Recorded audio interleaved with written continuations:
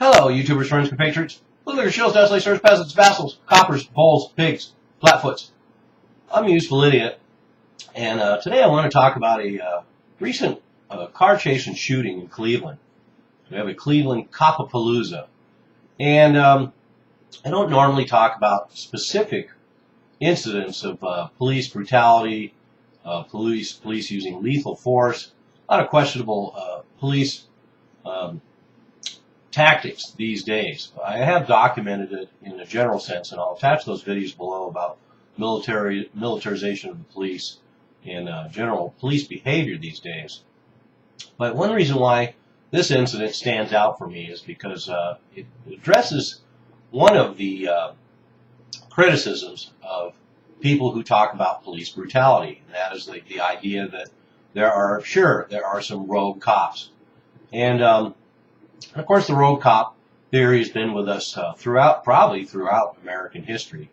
And certainly there's plenty of times in history, for example, the 60s and 70s, or even the 1880s, 1890s, when the corruption of police was widespread and became widely known later. But so now, these days, seems like we have daily incidents of questionable police judgment, poor innocent people being killed using questionable lethal force by the police, and we see these daily. So it's a phenomenon that we need to be aware of, but also, like I say, we see these daily incidents that involve 1 or 2 or 3 cops, or maybe even up to 10 or 12. But what sets this incident apart is the fact that there was a police chase and a shooting that involved 100 police officers and over 60 police cars. So the obvious thing that pops up first is the fact that why would a police chase involving an outstanding warrant of 2 unarmed people, why would it involve 100 police officers and 60 police vehicles? It seems to be a ridiculous and overwhelming use of force for such an incident. So is this how we need our resources used, and what kind of judgments does this show for all these officers? And in fact, once the incident was over, 63 officers were suspended for using questionable judgment, not following protocol in this incident.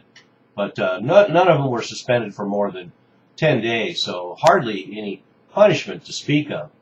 But it gets better, because not only were these people chased by 100 police officers and 60 cars, but they were shot at 137 times, and each of the bodies had 24 shots in it, an unarmed couple. And so once again we find this questionable use of lethal force, and almost a trigger-happy use of just massive amounts of rounds fired off, and we find this time and time again. But once again, what makes this incident notable is the fact that the 137 shots involved 100 police officers and 60 police cars in an incident. So this is no longer rogue cops. This is a very sizable chunk of a major metropolitan police force in Cleveland. So I think we need to take note of this particular incident for that reason, because it dispels certain rumors that there are only a handful of bad cops.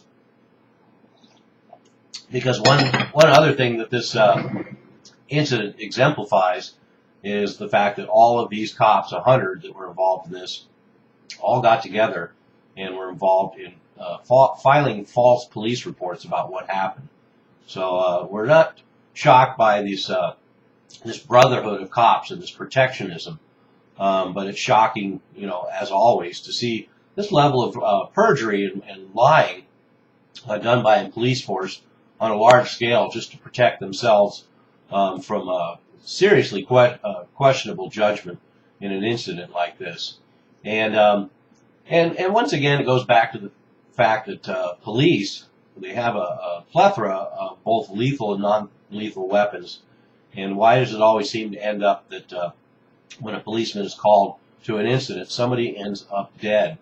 And in this case, once again, 24 shots to each body, and those are just the ones that hit them.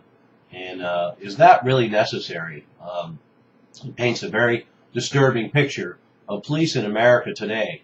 So once again, I'll attach my other videos about the police state and police militarization below, and then bear that in mind when you hear discussions about rogue cops. We have an incident here that virtually qualifies as a police Copapalooza in Cleveland, involving a very sizable chunk of the city's police force in one car chase that ends up in a bloodbath.